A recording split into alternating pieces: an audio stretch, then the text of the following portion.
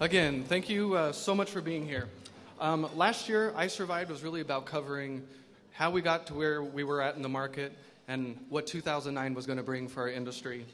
This year, we're very lucky to have a group of panelists that are really going to talk to us about legislation, stimulation, and some possible solutions that might help us get out of this mess.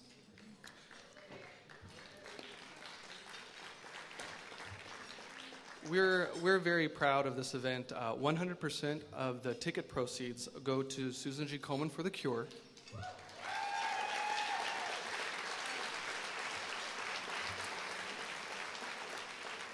For those of you who may not know, Komen is the world's largest grassroots network of breast cancer survivors and activists fighting to save lives, empowering people, ensuring quality care for all the people, and energizing science to find the cure. That was the goal of the Susan G. Komen sister, whose goal was to eradicate cancer. As many of you know, my family has personally been touched by cancer, and I'm very blessed tonight to have my mother, 14-year survivor, in the audience this evening.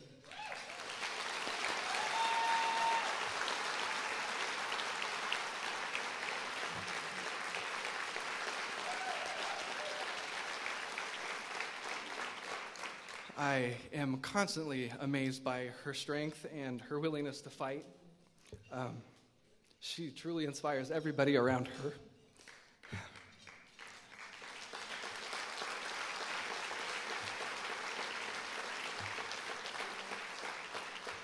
And I have to say, I'm also very honored to watch the team that my mom and dad have become in fighting this together, which is a very important part.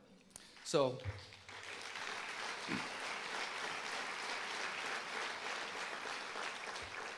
I know many of you in the audience tonight are also here honoring people in your lives that have dealt with cancer, and it's the last time I'll ask you to stand, but it's important. If you're here tonight honoring somebody who has had cancer, has had to deal with cancer, will you please stand?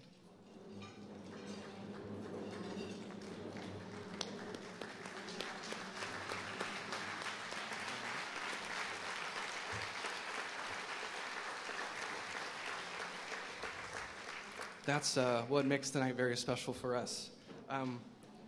We were more than surprised with the economy. We thought this year would be a little rough. And thanks to our sponsors, our event partners, individuals, and the people on our walk team that has blossomed to, I think we're approaching 40. As of today, we are at the $50,000 mark for Susan G. Komen. And guess what? There's still time. The Susan G. Komen Walk for the Cure of Orange County is actually September 27th in Newport Beach. For those of you watching online, if you enjoy this evening, we ask that you make any small donation, anything that you'd like, anything that you feel. 100% goes to Susan G. Komen for the Cure, and we'd be very happy if we could hit the 60 grand mark this year, okay?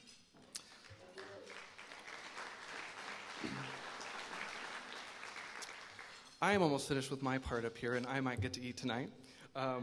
I really need to thank the Platinum sponsors tonight, who are a very huge part of making this possible this evening. If you could please hold your applause till after I read all their names, that would be wonderful. In sort of alphabetical order. The Business Press, Intrust Administration, Inc., Fry Wiles, Investors Workshops, Invest Club for Women, JK Short Sales, MVT Productions, the National Fix and Flip Network, the Nixon Library, the San Diego Creative Investors Association, and White House Catering, who is working very hard this evening to make sure you're all happy. So thank you very much.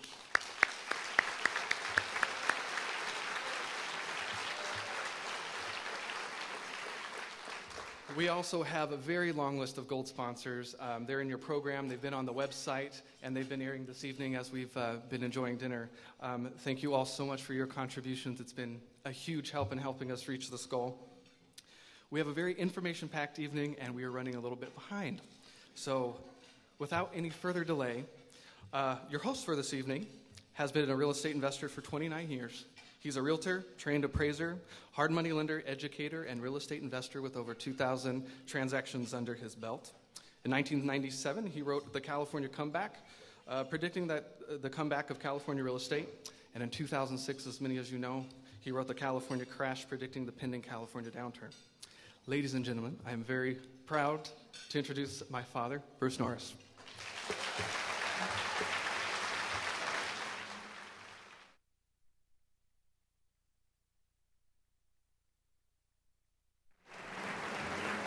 Thank you, buddy. Thank you.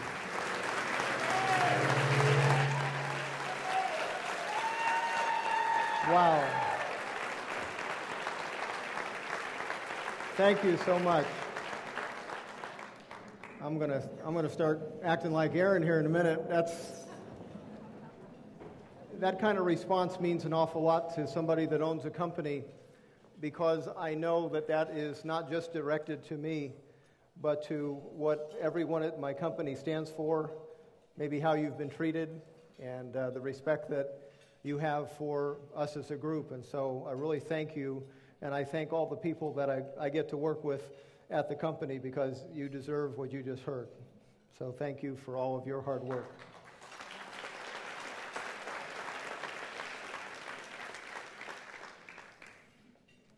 I want to especially thank two people that make this happen tonight. Diana Barley, who is tirelessly trying to figure out who's going to come, who's going to sit where, and she pulled it together, and I really appreciate her.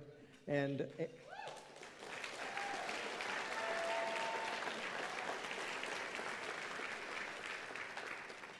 Aaron, who dreams this kind of stuff up. He's added this to our company's agenda, if you will, and it's been a great thing. The radio interviews was his idea. If he can think of a way to be of a higher service, he dreams it up, lets me know about it, and we try to implement it. So this is his brainchild, and I'm very proud of what he's brought to the company.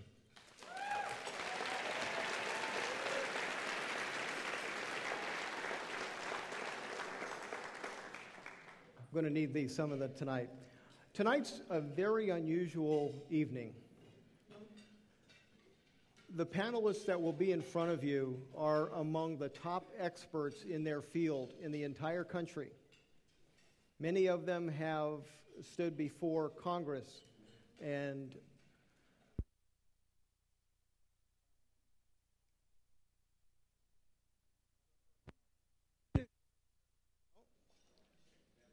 Hello, are we on? Okay. And lobbied for legislation that would help their industry. I think you're going to hear some of their experiences tonight, and it may make it clear as to why sometimes things don't get done correctly.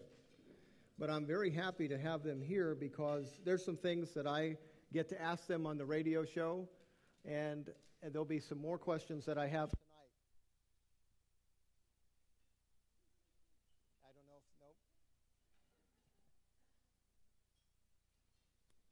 Okay, no? All right. Can you hear me at all? Okay, you can, okay. So I'm excited that we have these panelists, but I also am excited for the panelists because this audience is very special. This audience is a group of investors who take risks with their own money. They're the entrepreneurs of America. And this group represents probably in excess of $500 million of net worth without batting an eye. And they earned it probably one house repair at a time. I'm very proud of what this group does, and all across the country there are investors just like us that, if given a chance, will be able to purchase thousands of homes in the next couple of years and be a very big help in getting us through this real estate crisis. So I'm as excited for the audience as I am for the panelists. This is a perfect match. And I hope tonight that we actually get to accomplish something, because that's the purpose of it, to try and see if we can come to an understanding to where maybe we can get some things done that haven't been thought of before. So there'll be some creative ideas thrown out tonight. And after dessert up here, I'll get to question each of them in their expertise. And we'll see if we can't brainstorm a little bit tonight. What a perfect opportunity to do that. Our first speaker is going to be Christopher Thornburg.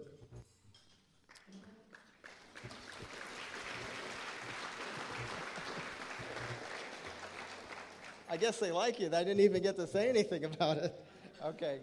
Dr. Thornburg is an expert in the study of regional economies, real estate dynamics, labor markets, and business forecasting. He's been involved in a number of special studies measuring the impact of important events on the economy, including the NAFTA treaty, the California power crisis, port security, and the September 11th terrorist attacks. Prior to launching Beacon, he worked with the UCLA Anderson Forecast, where he regularly authored the outlooks for California. Christopher, we welcome you. Now. Yeah.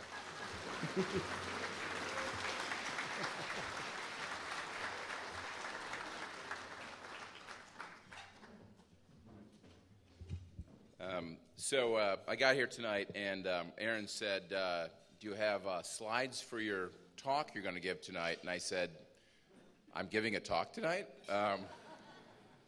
But it's interesting. Not only is, of course, tonight the 8th anniversary of the September 11th attack, but we're also basically 1 year away from, of course, the monumental financial collapse that began last fall. And that, of course, has to do with the failure of Lehman and, of course, the government takeover of Fannie and Freddie.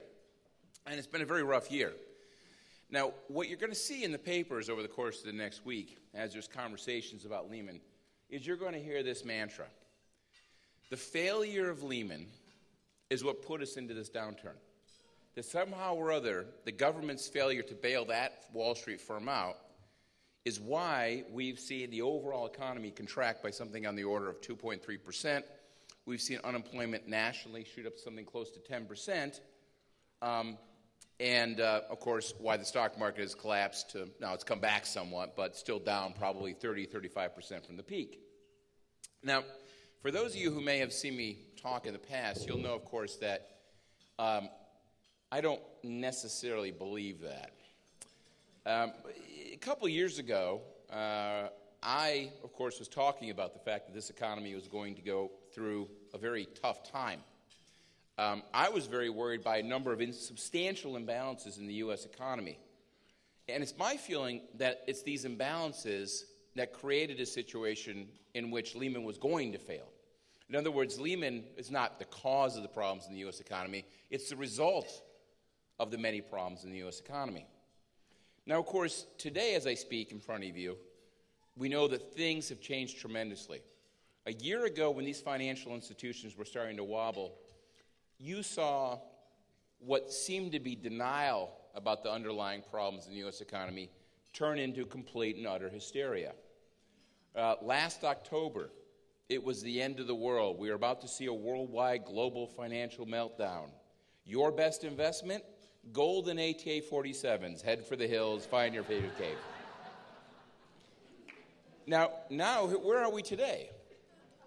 You look at the numbers, and everything points to the fact that we've not only hit bottom, but things almost seem to be improving. Durable goods orders, exports, consumer spending, auto sales, and of course, in the real estate sector, prices, sales, even construction and permits of single-family homes have all started to increase. And the big question is, are we through it? Are we done? Are we simply done with this mess and now we get to move forward again? No. When you think about the problems we've been through and what the government has done, in many ways they have, in fact, stabilized the economy. But you know what? They haven't actually solved the underlying problems that exist out there in the economy. Let's go through a couple of them very quickly. Let's talk about housing. Obviously, we're here talking mainly about housing. I know most of the conversation is going to be about that. Housing. You saw the Case-Shiller Index come out in June. And 17 of the 20 major cities that they cover saw increases in price. Some small, some relatively large. Sales have come up very strongly over the last couple of months. The National Association of Realtors reported something on the order of a 5.2 million pace of sales in July of this year. And very sharp increase over what we've seen in previous months. Everything says, hey, everything's fine, right? Well, not really. We have another set of numbers that come from the Mortgage Bankers Association. And they say that something on the order of 6 to 7% of mortgages in this nation are seriously delinquent, 60 to 90 days behind on payment. There's an enormous inventory of foreclosed units that have yet to hit the market. This probably hasn't been solved. Is there a potential for a double dip in prices? Absolutely. Sure, there's 13 people bidding on a one foreclosed home right now, and it gives this element of stability. But is there enough appetite out there to absorb another 2 million foreclosed units? Here in California, right now, there's 250,000 mortgages in California that are 60 to 90 days behind. And then, of course, doesn't even take into account the fact that we still have pick-a-pays out there, courtesy Golden West, that are going to be hitting their reset in 2010, 2011. So it doesn't seem to me that we're anywhere near the end of that particular problem. How about the financial markets? You've seen the stock market come up 30%. Risk spreads have dropped to levels below where they were in the fall of 2007 when we had the first shock waves hit the financial community. It's almost as if risk has gone away again. There is no more risk. We worked it out of the system already. But have we? The banks seem okay, but they're not okay because they fixed their problems. They're okay because, A, we had a very large change in the accounting rules and how they deal with distressed loans. In my part of the world, we say they went from mark to market to mark to model to mark to myth. They're not valuing these distressed assets at the levels they need to be valued at. They get to pretend that they're healthy, even though they can pretend they're healthy, even though the spreads on what they borrow versus what they lend are so enormous right now. Nonetheless, the FDIC still came out in the second quarter and said that there are 450 banks that are of serious concern to them right now. That's only a small portion of it. That doesn't include the ones that are going to go under at some point in time in the future. Similarly with commercial real estate, we keep hearing about how there's this wave of commercial problems coming down the pike at us. Where are they? We haven't really seen them. But again, go back to the banks. The banks have zero incentive to get aggressive with these resets that have to occur in the commercial marketplace right now.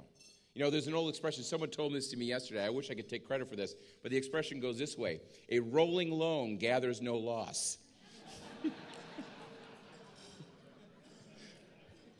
That's a good one, I have to say. That's going in my presentations for sure.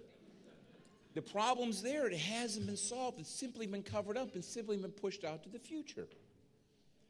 But most of all, the thing that worries me the most is not real estate, not commercial, and not even the banks.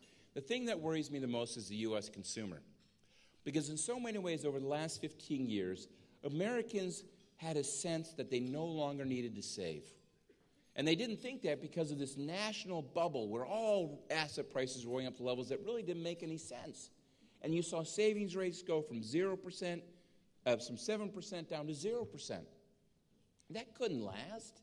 People have to save. People still have to think about the future. Now, what's happened there? In the last 6, 7, 8 months, you've seen those savings rates go up to 5.5%. That's good until you sit down and look at why savings has gone up to 5.5%. A small portion of it is a cutback in spending, a very small portion of it. Most of it is the cut in taxes that went into place at the beginning of this year as part of the stimulus package. What we've done in the United States is not addressed the problem with the lack of saving. The only thing we've done is we've substituted private savings for public borrowing. And that's a game we can only play for so long. At some point in time, well, not at some point in time, over the course of the next 18 months, the stimulus tax cut and the Bush tax cuts come to an end. And listen, I'm not a fan of paying taxes, but we got bills to pay, folks, and we can't run these multi-billion-dollar deficits forever. Those tax cuts have to go away. We have to start rebalancing our federal accounts. But when that happens, the consumers are going to find themselves without enough savings yet again. And that means another round of consumer pullbacks. So what's going to happen? What does it all add up to? Well, you know what? This quarter is going to be good. I'm looking for a 2 to 3% growth, probably flat in the fourth quarter. First half of next year, it's going to be okay. But the problems haven't been solved, and they're slowly going to come out of their caves. They're slowly going to reemerge. And it's going to be another round of problems for the economy. Second half of 2010 is going to be weak. 2011 could be very grim. Now, these changes have to occur. Don't expect that Obama or anybody, even if McCain, whoever was elected last year, no one can fix these problems. These are problems that we, the American public, have created. And we're going to have to work our way out of it. We have to consume less. We have to expect a reasonable appreciation in the assets we buy. We have to do something called saving for the future again. But once these things happen, the economy is going to be a stronger place. I have a lot of faith in the ability for the U.S. economy to prosper in the future. I have a tremendous amount of faith in California to prosper in the future. You know, this economy, California, we're having a tough time right now, and I'm so tired of hearing about it's because this state is imploding and everything's horrible and everybody's going to move to Las Vegas and live in the desert, right?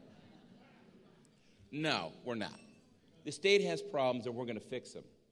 But you know what? Despite all these problems over the last 15 years, the state has grown faster in terms of income, employment, population, and economic output than the U.S. has overall.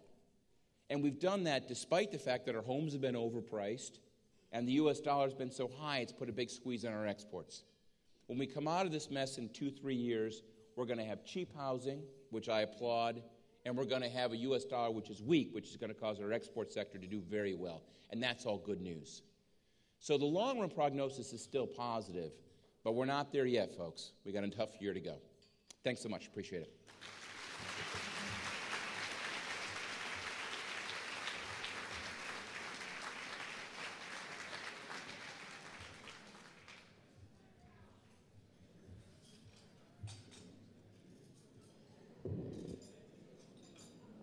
That was pretty good for somebody that didn't know he was going to give a speech, right?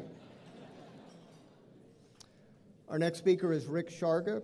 Rick joined Realty Track in 2004, where he is responsible for brand management, corporate positioning, public and investor relations, and marketing communications. As one of the country's most frequently quoted sources on foreclosures and mortgage and real estate trends, Rick has appeared on virtually every TV show in America many times. Every day. So he has really quite an influence on what people think about the market. And in his spare time, Rick is pursuing a black belt in Taekwondo, so when we get up into a panel here, don't mess with us, okay? Thank you. Thank you. My son talked me into the black belt. For a handful of you have actually seen my son. He's 13. He's taller than I am. So really, the black belt is all about self-defense for me as he gets into his teenage years. I wanted to thank Chris for talking about savings and the need for consumers to scale back because my wife joined me tonight, honey. And I also wanted to thank Chris for reminding us that, this goes back to something Aaron said, and I was so proud that Aaron actually asked us to stand up and say the Pledge of Allegiance. My son came home from school today. First thing he said when he got home was, we got to sing God Bless America at school in front of a bunch of soldiers and policemen and firefighters, and it really made me feel good. And thank you. And as a country, we've come back from that kind of devastation. As a country, we will come back from this economic devastation as well. So that's my speech for the night. See if this actually works. I'm going to skip the commercial. I will tell anybody that's interested, if you'd like a copy of the slides afterwards, get me a business card or talk to Aaron. We'll make sure you get a copy of these things. Our data gets used by a lot of people. There's been a lot of press coverage because people are interested in foreclosure. So let's just kind of get into the meat of this. Foreclosure activity, you probably noticed, has increased. We've been doing our monthly U.S. foreclosure report since January of 2005. And since January of 2005, you go back year over year, we've had 43 consecutive months where this year's foreclosure numbers were higher than last year's foreclosure numbers. 43 months in a row. We don't see that ending until sometime in 2011. 2009, July, was the biggest single month we've ever recorded in terms of foreclosure activity. over 361,000 U.S. households received a foreclosure notice just in the month of July. Let me put this in perspective for you, because Aaron told me that Chris and I were supposed to set the tone for all the solutions that are going to come up on stage after us. 2005 was the last year we saw anything resembling normal levels of foreclosure activity. And the good folks at the Mortgage Bankers Association will tell you that about 1% of all first and second loans will wind up in foreclosure in a normal marketplace. So in 2005, we had about 500,000 households receive a foreclosure notice. We had about 100,000 REOs, about 100,000 bank repossessions. We had 75,000 in July. So when you're wondering why it's taking so long to get things done, when you're wondering why you're not seeing these properties come to market as quickly as they are, keep this in mind. We're dealing with foreclosure activity levels that are 6 times what they would be in a normal market. We're dealing with REO levels that are 10 times what they would be in a normal market. The people responsible for managing these assets are simply overwhelmed. Ask yourself how many loan servicers, how many banks you know that have staffed up 10x over the last 4 years. And that's one of the real problems. And by the way, the rules keep changing. And it's really difficult for these folks to stay on top of all that. And then we have the courts and the legal system trying to help the situation by creating moratoria and other legislative delays that do a really good job of delaying the inevitable. And while the intention is honorable, trying to let people stay in their houses longer, what we're actually doing is seeing the unintended consequences of extending the housing downturn. Because properties that should have foreclosed on 2 years ago are now just hitting the process. So it's kind of a mess. And this is what it's looked like. This is like my son's growth chart. We notice that every time he puts on a pair of pants that used to fit. But if you look at 2005 at the left and 2008 at the right, you can see that we finished last year with 2.3 million households receiving a foreclosure notice in 1 year. And that was off a base of about 3 million individual foreclosure filings that went out across the country. Record levels of foreclosure activity, pretty much no matter how you cut it. California's growth was even more rapid, and California at any point in time can account for as much as a third of a month's foreclosure activity. So for better or worse, we're ground zero when it comes to foreclosure activity. REO activity continues to increase. Up until the last 6 months, REO activity had outpaced all other foreclosure activity. So the growth rate in terms of bank repossessions was actually happening at a faster level than overall foreclosure activity. It's now lagging behind. So we're actually seeing a lot more churn in the early stages of foreclosures. And we're seeing a lot more delays in the final implementation. About a third of properties scheduled for foreclosures on a monthly basis are being delayed at the auction for interminable periods of time. There's a case in Cleveland where a homeowner actually got arrested for failure to pay taxes on a house that he thought had been foreclosed on 6 months earlier. Because the bank started the process, decided they didn't want any more properties, decided not to pursue the foreclosure. By that time, the homeowner had moved out. That's how broken the system is right now. There's also, and Chris alluded to this, there's also a shadow inventory of about 400,000 to 500,000 REOs that have been taken back by the banks, but not yet processed and put back onto the market for sale. Variety of reasons for this. Variety of reasons for this, ranging from title issues to repair issues to redemption laws to eviction problems, all over the place, and then that sheer volume of inventory. But those properties are sitting on the sidelines. And God forbid the banks decided one day to flood the market with them. That won't happen, but they're there, and we're going to have to get through those before we get back to normal. This is an almost impossible chart to read, which is why I like it up here. I can make it say anything I want it to, and you can't tell. But basically, that yellow line is REOs. The blue line is initial notices of default. The kind of purplish line is the auction. So those are the 3 phases of foreclosure. And you can see through last year, the number of REOs far outpaced the increases year over year compared to the other 2 categories. Then we had a bunch of industry-wide moratoria hit at the same time. And look what happened to the REOs. Now we're seeing a lot more activity year over year in terms of growth of initial foreclosures and auctions and much slower processing of REOs. We have two problems hitting at the same time. We have a concentration continuing in states like California, Florida, Arizona, Nevada, so forth and so on, driven by early overvaluation problems exacerbated by bad lending practices. And 60% of all the foreclosure activity is in about 6 or 7 states. We also have now, on top of that, a wave of unemployment-related foreclosures, places that hadn't been foreclosure hotspots like Idaho and Utah, Fayetteville, Arkansas. And this is what it looks like. I mean, this is like a really bad case of measles going across the country. And the darker the red, the more the foreclosure activity. If I'd showed you this a year ago, you would have seen a lot of activity on the West Coast and the Southeast, a little bit around Michigan and Ohio, but you can see that the problem continues to spread. So where are we going? Really, really quickly, because I got the high sign here. We're going to be seeing a hangover from 2008 continuing through 2009. Delayed foreclosures, that shadow inventory. There's about $60 to $100 billion worth of Alt-A and option arm loans that Chris talked about that are going to be resetting this year early. They're going to probably default, and again, according to MBA numbers, they've been defaulting at numbers worse than subprimes when they've been resetting. The big wave of those doesn't hit until about the second quarter of next year.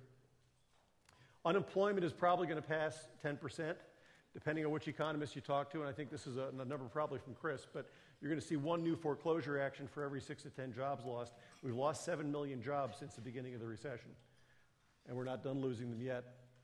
And that's going to drive foreclosure activity at high levels through the third quarter of next year. This chart shows you basically the comparison to the unemployment rate, which is the blue line, versus foreclosure activity, and you can see when unemployment started to kick up, we went from high levels of foreclosures to ridiculously high levels of foreclosures. This is bad, Chris, because usually the economist gets to do the boring charts and the marketing guy gets to do fun stuff. So I don't know how we traded roles here. This is a new one. This shows you personal bankruptcy filings compared to foreclosures. Foreclosures, again, being the bars and bankruptcy levels, going from what had been a low mark after the Bankruptcy Reform Act was passed to now we're talking about setting new record levels of personal bankruptcy filings and how that tracks into foreclosures. If you want a reverse chart, we can take a look at price appreciation. And as the level of foreclosure actions have gone up, prices have dropped. This is, I believe, the Case-Shiller report. But you are seeing a turn. You are seeing a stabilization. And I believe foreclosure activity actually is contributing a little bit to that in a bizarre way. We are seeing that some markets probably overcorrected. You go to Stockton, California, Las Vegas, Nevada, Phoenix to a certain extent. You're seeing multiple bids on bank-owned properties coming back off the bottom. So the markets have established a new sense of value. And we're also seeing that foreclosure properties today are probably worth about 10% more than they were a year ago. So even though the discount levels are still very, very high, the prices are coming up from a higher base. Basically, no matter which chart we use, you're going to see NAR numbers, you're going to see California Association of Realtor numbers. They're all showing basically the same thing. As the number of foreclosures go up, the price points go down. We are starting to see a little bit of a turnaround. This is inventory numbers. Obviously, as there are more and more bank homes hitting the market, the inventory levels will go up. That drives prices down, keeps more pressure on prices, makes the opportunities for you there as investors. So that's not a bad thing. We've got to watch housing starts. I've been to a couple of housing conferences where the builders have said, if we don't keep new housing starts between 200,000 and 300,000 new units a year for the next 3 years, we're not going to get the inventory balanced. Right now, we're running at rates that suggest we could be at about 500,000 to 600,000. Too much inventory for the marketplace that's out there. I've never gone through this fast. And we track our numbers against the Mortgage Bankers Association numbers on a quarterly basis because we think they've been the gold standard for a number of years. One of the things we noticed was a problem toward the end of last year is their delinquency rates were running at a faster pace than our foreclosure activity rates. That told us that there was a flood of pressure building up behind the gates. And for the first time toward the end of that last year, if you take a look at that blue line, you can see that the delinquency rates were shooting up at very high levels. And we saw the dam burst this spring. Almost done, guys. Similarly, if you take a look at the MBA's foreclosure rates, which are the red line, compared to our rates, you can see that pretty standard run-up. And this is what the MBA counts as both homes entering foreclosure and the foreclosure inventory. Neither of those trends appears to be going in the right direction from an economic standpoint, but at least they're consistent. And this is a little troubling. The green line is and Chris alluded to this briefly too, we're at record levels of delinquencies on loans. So if you add up all the properties, all the loans that are delinquent and in foreclosure, that's the green line, and you can see that even though we're talking about record levels of foreclosures, we've broken records 3 times in the last 6 months, the number of foreclosures is not keeping pace with that. So there's still probably a buildup yet to hit. We've just increased our projections for the year. We believe that this year will end with about 3.4 million U.S. households receiving a foreclosure notice. That'll break last year's record by quite a bit. We think option arms are going to reset at record levels next year. Unemployment's going to continue to drive things. Loan modification programs, even the ones the administration has pushed out, will not solve either of those problems, because the option arms are typically going to be on properties that are upside down. There's no stipulation for principal balance reductions on those loans, which is a problem for those loans, and it's hard to get a loan modification if you don't have a job. Foreclosure activity, we believe, will stabilize. It's going to peak next year, we think, probably stabilize and start to slow down sometime in 2011. We won't see normal churn levels until about 2012, and we're going to have REO inventory through 2013. So I've just given you about a 45-minute session in 12 and a half minutes. Appreciate your time. And we'll now turn it back over to your regular sponsor.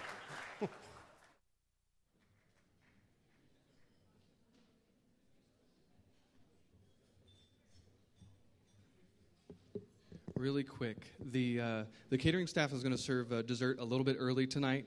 If we could try to eat just a little quiet, the chef has prepared something that's better served a little early. We will serve coffee at the 8:30 hour, so for those of you who have to have coffee with your dessert, please wait. I'm sorry for the inconvenience, but they're going to be serving that now, and we'll move on to our next speaker.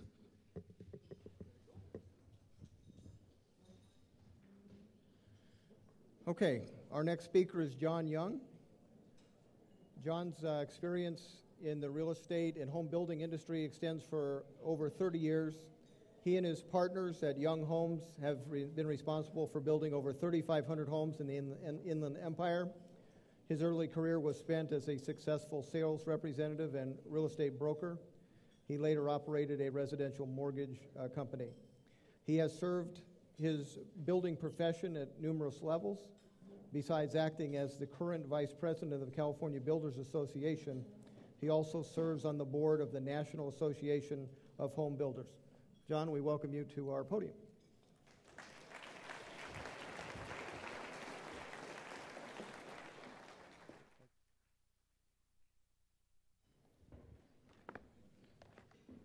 Well, thank you, Bruce. You know, it's nice to be here tonight because usually I'm at meetings where there's such a downer, and you guys have a lot of passion. I've been a home builder for most of my life, and the last 3 or 4 years when I go to our association meetings, there are few builders around, and those people that are in the room are not feeling too good about their business. It's not that much fun when you reduce your staff and have to let a lot of people go. My goal tonight is twofold, and that's first to deliver what the California Building Association is doing to improve the playing field for the home building industry in California. And my second is to give you a little flavor of how home builders are continuing to build homes here in Southern California. And I'm a builder in the Inland Empire, and I'll give you a little bit of history of what we're doing and how we're continuing to sell some product today. Without a doubt, California home builders industry has been hit extremely hard by this recession. But just to give you a little example of how hard, consider for a moment that even though the population estimates forecast California's need for housing at 230,000 units, and that's a very debatable number as has been spoken here earlier tonight, this year we think we're going to do about 40,000 units, and that's single-family, multifamily, all new construction. And that's the lowest amount of new starts since the early 1950s. Coupled with the fact that in 2004, we saw a 15-year high of nearly 213,000 units built. And you can see that causes a big problem. In just 5 years, new home starts have plummeted 80%. With sales bottoming out and prices in a free fall, many of my home building friends have gone out of business. And most of them have cut back significantly, including our company. History demonstrates over and over when the housing market is healthy, the economy does well here in California. And when the housing industry does bad, the economy does bad. In addition to devastating industries depending on the housing industry, causing large-scale job losses, this 80% reduction in new home starts has an enormous ripple effect, resulting in huge reductions in tax revenue normally generated by new housing for local and state coffers. According to various economic analyses, the construction of one single-family home generates from anywhere from 2 to 3 jobs, roughly $330,000 in economic benefit, and about $16,000 in state tax revenue and $3,000 in local tax revenue. If the housing market does not get better, the state will not get better, and the economic misery will linger. To that end, the principal aim of CBIA, and that's California Building Industry Association, that's our major trade association here in California for home builders. We've been working very hard to revive the California housing sector through sponsoring new initiatives as well as making changes in the existing laws. I guess that guy didn't like my talk so far. And we're here to try to bring back our industry, and we have focused on a couple of things. In fact, I want to talk about 5 primary goals that we have done this year. First was to extend the expiring Subdivision Map Act, development fee reforms, solving the credit crunch, reducing the glut of unsold inventory due to foreclosures, and establishing and now extending the state and the federal home buyers tax credit. That's a lot to do, and not to mean that we'll get those all done at one time and we won't need help from other industries, we will. CBI sponsored legislation to extend the expiring subdivision maps to ensure steady and seamless housing recovery. With this extension, many viable housing projects would have to return to square one of the entitlement process. AB 333 was designed and signed by the governor, extending expiring subdivision maps for 2 additional years. And since the governor signed that bill by July 15th, the measure took effect immediately, keeping hundreds of expiring subdivision maps alive for another 24 months. CBI also has pursued fee reform in response to runaway development impact fees that are imposing increasing business burdens on our business. With home prices dropping drastically, while impact fees have not changed by much, local jurisdictions remain constant. These fees have stayed consistent in local jurisdictions. The profit margin on a new home has been reduced so much that it makes the cost of building infeasible and has simply stopped many projects in their tracks. AB 1084 aims to tighten up this state's existing Mitigation Fee Act to ensure that home builders are being charged a fair amount for the project's impacts. The bill is heading back to the Assembly for concurrence and will be sent to the governor later this year. In addition to sometimes exorbitant fees, the current credit crunch is making it hard for California home builders to get construction financing from institutional investors or lenders. CBI is supporting solutions contained in AB 1432, now a 2-year bill which will give the state bank, California Housing Finance Agency, authorization to help those lenders and home builders get financing for their construction projects. To help reduce the inventory of unsold bank-owned homes, CBIA is also supporting AB 1529, a 2-year bill proposing that California Housing Finance Agency, the agency I just mentioned, provide funding to purchase these homes. The intent for AB 1529 program is to couple with other state and federally programs like the Neighborhood Stabilization Program to repair and rehabilitate these homes. And most importantly, CBIA sponsored the state homebuyer tax credit, which was enacted by legislation earlier this year, being effective on March 1st. The state credit was designed to provide incentive to homebuyers to purchase new home, and that's new home, a new constructed home, and they were able to get a grant up to $10,000. The program set aside $100 million in funding and was intended to last through March of 2010. Almost immediately, including young homes, saw our traffic increase twofold. Our sales increased twofold by this credit. However, in a program that was so successful, the Franchise Tax Board reported a steady increase in applications for this credit, and the demand for the new credit continues to grow into May. It became apparent that the program was having the desired effect. It took a lot of the buyers off the fence and got them into our office and bought a home. However, the success of the program has done so well that the Franchise Tax Board has stopped the program in June because they have already allocated the $100 million. Also, on top of that, we had a federal tax home buyers credit program, which actually, as a home buyer, you could qualify for both if you met the income requirements, and if for the state you bought a new home. The federal tax credit was up to $8,000 a year for the year, and that credit is going to end in November of this year. Many of my buyers who buy homes between about $280,000 to $300,000, and they're generally FHA home buyers, do qualify for both programs. So at CBIA, we are trying to get those programs extended. Through NHB, that's the National Association of Home Builders, we're lobbying the federal government to extend the federal credits for another year, and we're also trying to get the state of California to extend their state credits. It's kind of like the car industry. It works so well that we've run out of money. Now, there's another thing that's happening. I've always been in the first-time home buyer industry, and I've enjoyed that a lot.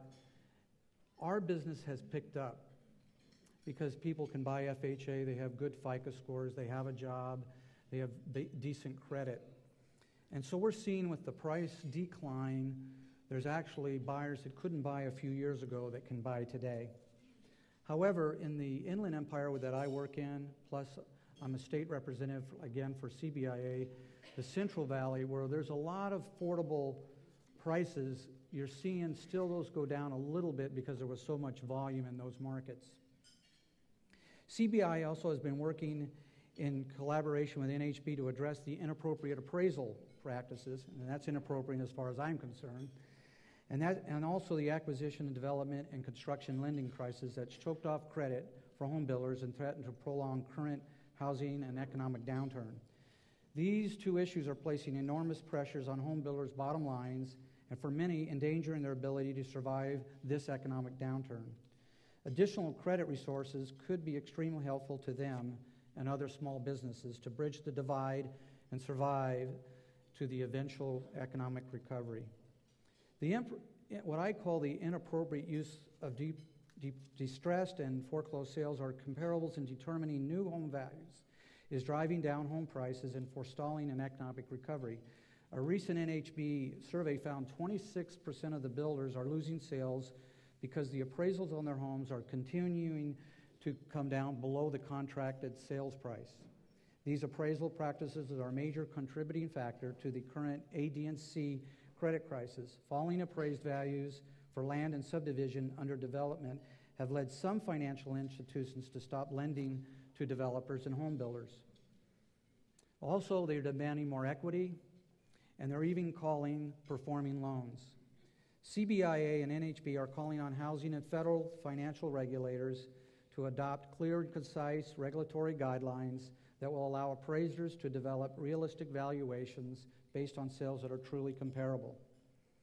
CBI and NHB continue working together to seek relief by asking to expand the net operating loss carryback rule to include all businesses in order to offset previous profits with current losses.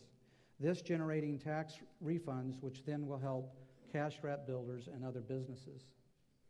While there is no one magic bullet that will fix a broken housing market, CBI is convinced that extending expiring subdivision maps, reforming impact fees, resolving lending and appraisal issues, reduced unsold inventory, and extending both the state and federal home buyers' tax credits will stimulate and will be an effort to get our industry back on track. We are so much riding on the housing sector recovery. CBI will continue pushing hard for these reforms. Now I wanted to give you a little information on how some home builders are making it today, new home builders. What we're doing is to continue to try to build an affordable house, and that's kind of obvious in this market, but it's so true. We're building on smaller lots. We're building homes with fewer square footage. As you know, we had a lot of McMansions go up in the last 4 or 5 years. And we're building homes with fewer amenities. Second, as the industry, we continue to have a little or no standing inventory of homes for sale, and we've burned through that in about the last couple of years. And those are in most areas, not all areas. And finally, we're trying to control our cost and demand less waste, and finally build and save our cash reserves. Most of my friends that are private home builders, they're able to last because they had some savings from the good times, including Young Homes. In conclusion, our company, Young Homes, is anticipating this market will normalize in approximately 2 years. However, we still want to be in the business, and we're doing everything possible we can to be here for the next cycle. And as you know, builders are, by nature, are extremely optimistic. And we're an extremely optimistic bunch of people. We can see a piece of dusty land, envision a master plan community with thousands of people living in that community next to great schools and shopping and transportation. We have a lot of self-confidence. Sometimes that gets us in trouble. And we think we can pull off these transformations. So while the economy is not good now, we really do believe that better times are coming. Thank you.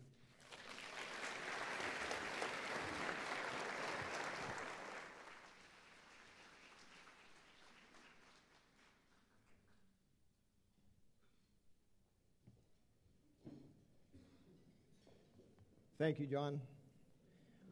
Our next speaker is Pat V. Combs. Pat is a native of Grand Rapids, Michigan, and is a realtor with Coldwell Banker, AJS Schmidt Realty. Many of Pat's 35-year career has been devoted not only to serving clients, but also serving her professional association, including being the 2007 NAR president.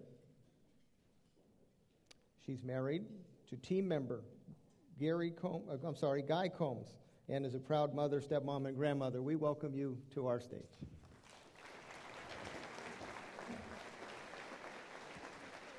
And I couldn't pronounce your middle. Oh, come on. So Bruce copped out on my name. It's Vredevog Combs. Can you imagine why he didn't try that? Anyway, thank you so much for having me here. It's really my pleasure to be here in beautiful Southern California, especially at the Richard Nixon Library. As a past president of the National Association of Realtors, which has a membership of over 1 million realtors across the nation, I want to thank you for the invitation to be here.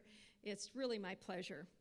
I'm reminded standing here in the replica of the East Room of the White House on an important quote that was made by our host today, Richard Nixon. We must always remember that America is a great nation today, not because of what government did for people, but because of what people did for themselves and for one another.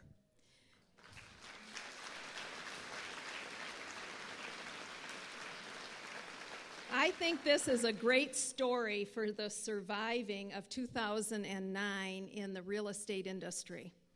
What we as realtors, appraisers, auctioneers, mortgage providers, and all of the other people who have worked tirelessly across the nation for the housing industry, what we've done for the people of this great country, we've all shared in lifting the load and helping out our fellow Americans. It really is a great story, and I'm so glad that we could tell it right here at the Richard Nixon Library.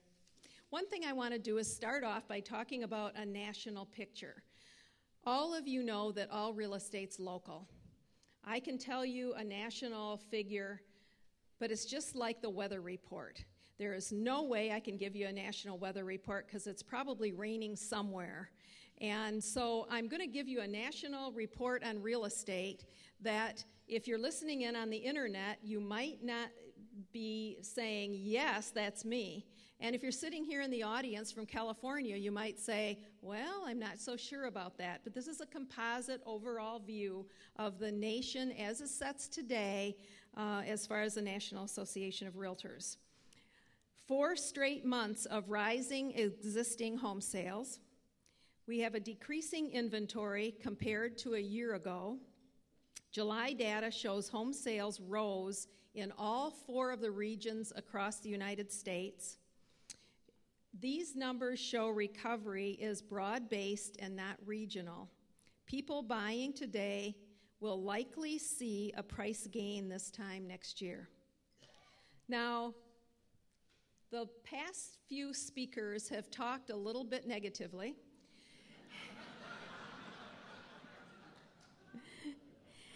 And I want to tell you that they might be right and they might be wrong.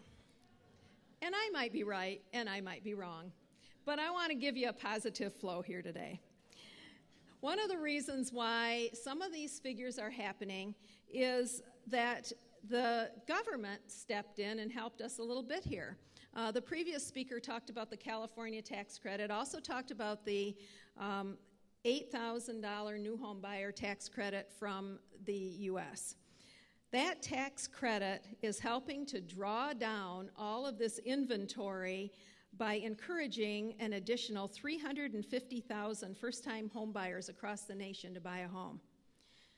Personally, I find this fabulous because Bruce was talking about the fact that I have a husband, and between the 2 of us, we have 6 adult children, and 2 of them don't have houses yet.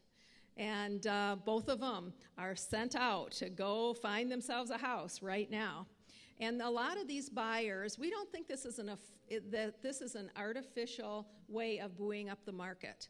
We think that most of these buyers are the buyers who have been sitting out there on the fence, waiting and waiting, because all they've heard about prices going down, and they keep wondering when it's going to bottom out.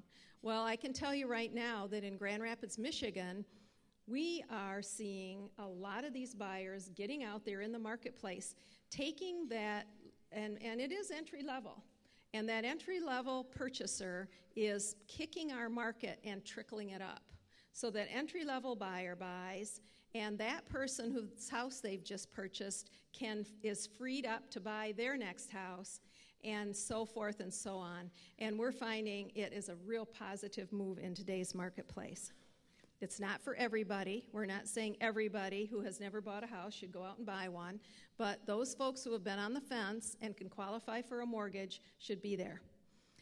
Now, if these first-time home buyers were purchasing occupied properties, the sellers who've been waiting, again, are going to be purchasing. One of the things that I'm finding when I'm holding open houses personally, because I do sell real estate in Grand Rapids, is that when I hold an open house, we might get maybe 5 or 10 people through, and of those 5 or 10 people, 75% of them have houses to sell.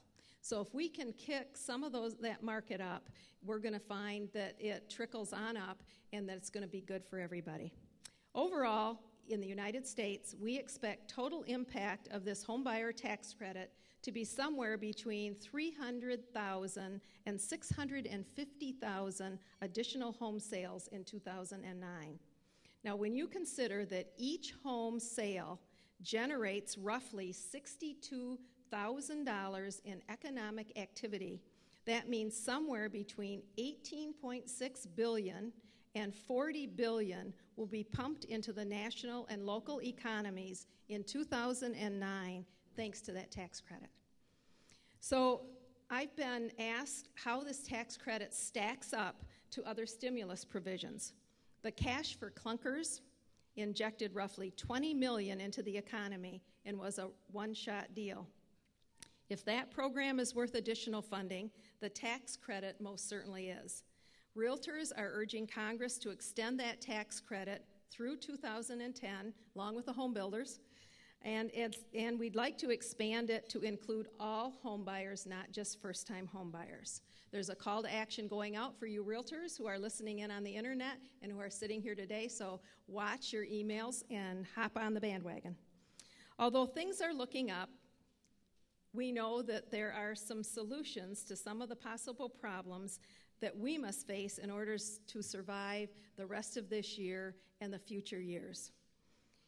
One of them is that it's been talked about here today that there's some concern that another wave of foreclosures is going to hit with the resetting of some of those option arm mortgages.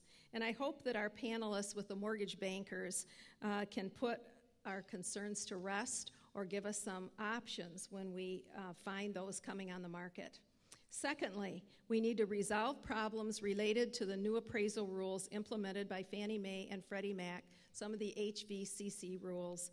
I've talked to our appraisal friends here, and all of us share a lot of these concerns. We've heard about them already today.